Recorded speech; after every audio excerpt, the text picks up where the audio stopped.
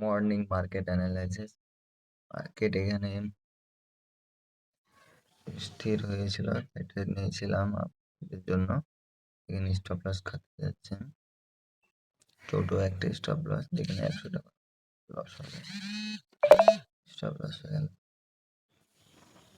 এটা ভেবে লাভ নেই, প্ল্যান ছিল যেটা স্টপ লস হয়ে গেছে।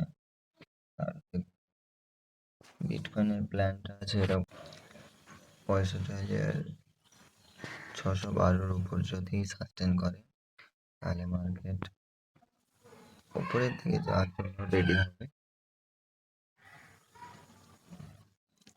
কিন্তু মার্কেট সেই লেভেলটাকে এক্স্যাক্টলি টাচ করার পরে সেখান থেকে পড়ে যাচ্ছে।